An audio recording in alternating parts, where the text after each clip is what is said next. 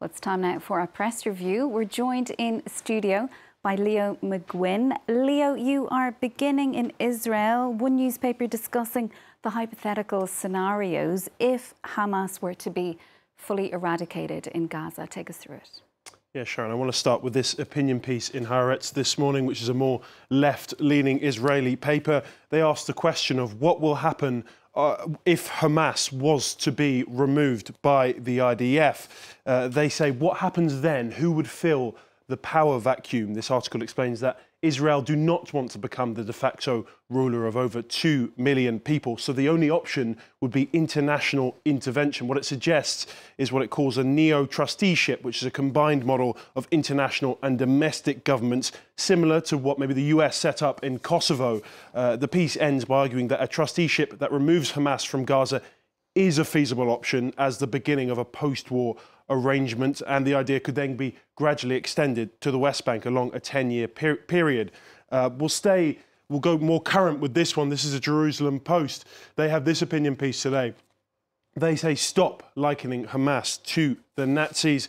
It argues that, yes, what happened on October the 7th was, of course, horrific, but comparing it to the Holocaust is wrong, and it cheapens the memory of the 6 million who died. It's become a commonplace comparison amongst top figures such as Prime Minister Benjamin Netanyahu and Israel's ambassador to the UN, Gilad Erdan. Erdan, for example, made a comparison between Hamas's aims and the Nazis' final solution. But this article argues that linking Hamas to the Nazis and what happened on the 7th of October to the Holocaust paints the Jewish people today as being equally stateless and defenseless as they were in the 1940s. And this piece says that that couldn't be further from the truth.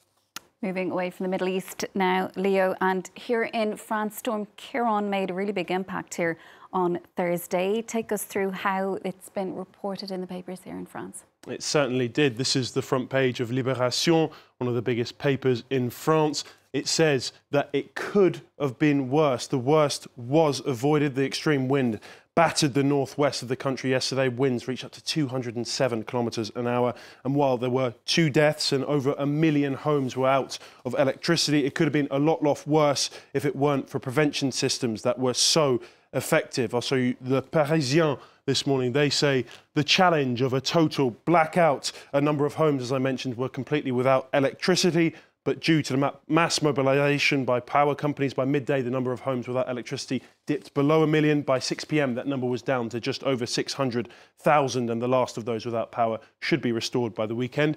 I'll finish with Le Figaro. They warn of another storm on its way. That's called Storm Domingos, that France needs to be ready for. It should be a lot less intense than Ciarán, but forecasters are predicting of winds up to 100 miles an hour.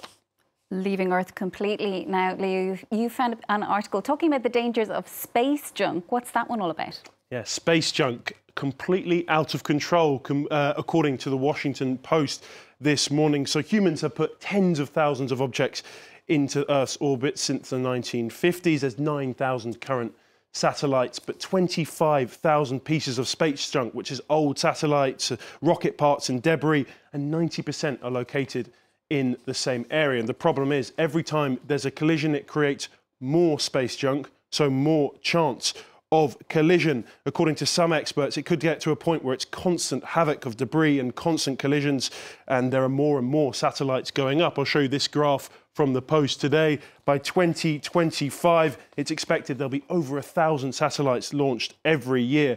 The solution, according to this, though, isn't less satellites. It's clearing up the junk through the process of mitigation, remediation. That means anytime a company or country puts a satellite into the sky, it should have a clear plan for ending that instrument's life. This piece argues that no country can save space on its own. It mainly needs to be on US, China and Russia, who between them have 80% of the space junk. If something isn't done very soon, we could run out of space in space.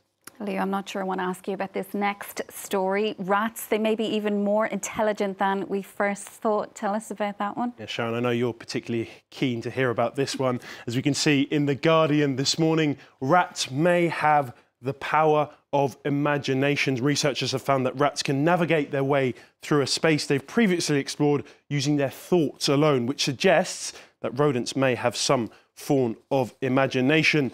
One test they used was called Jumper and linked the rats to a virtual reality screen to show them thinking about how they would navigate towards their goals. Another was called Jedi and investigated brain patterns that corresponded to the rodents imagining moving an object not in view. The rodents proved capable of fixing their thoughts on a given location for several seconds, much like we do when we recall a previous experience or imagine a future event. So, after all, maybe the film Ratatouille isn't so out of reach. Maybe it could really happen, we don't know. Leo, let's hope not, Leo. Thank you so much for that. That's Leo McGuinn joining us there with our press review.